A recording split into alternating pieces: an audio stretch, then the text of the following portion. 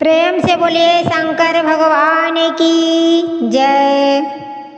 फूला बगिया में तोता बोले नमः शिवाय हो।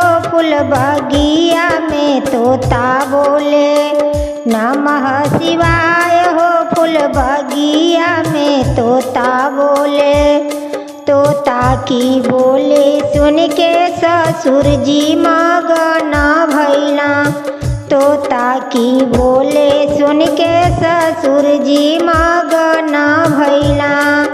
दुआरिये पर जपे लगला नमः शिवाय हो। दुआरिये पर जपे लगला नमः शिवाय हो। दुआरिये पर जपे लगला नमः शिवाय हो। फूल बगिया में तोता बोले नमः शिवाय हो। फूल बगिया में तोता बोले नमः शिवाय हो। फूल बगिया में तोता बोले। तोता की बोले सुन के भसुर जी मगन भैला। तोता की बोले सुन के भसुर जी मगन भैला। कचहरिये में जपे लगला नमः शिवाय हो। कचहरिये में जपे लगला नमः शिवाय हो। कचहरिये में जपे लगला नमः शिवाय हो। फूल बगिया में तोता बोले नमः शिवाय हो। फूल बगिया में तोता बोले नमः शिवाय हो। फूल बगिया में तोता बोले। तोता की बोले सुन के देवर जी मगन भैला। तोता की बोले सुन के देवर जी मगन भैला। कावले जावे में जपे लगला नमः शिवाय हो।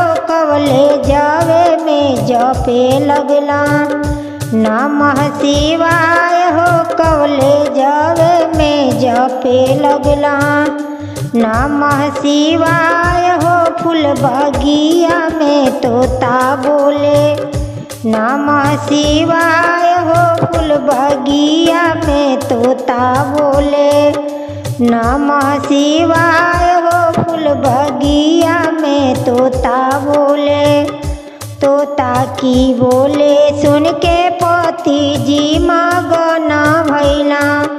तोता की बोले सुन के पति जी मगन भैला।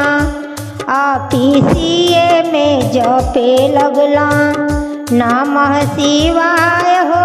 ऑफिसिये में जपे लगला नमः शिवाय हो। ऑफिसिये में जपे लगला नमः शिवाय हो। फूल बगिया में तोता बोले नमः शिवाय हो। फूल बगिया में तोता बोले नमः शिवाय हो। फूल बगिया में तोता बोले। तोता की बोले सुन के सखी सब मगन भैली। तोता की बोले सुन के सखी सब मगन भैली। कीचनावे में जपे लगली नमः शिवाय हो। कीचनावे में जपे लगली नमः शिवाय हो। कीचनावे में जपे लगली नमः शिवाय हो। फूल बगिया में तोता बोले नमः शिवाय हो। फूल बगिया में तोता बोले नमः शिवाय हो। फूल बगिया में तोता बोले नमः शिवाय हो। फूल बगिया में तोता बोले।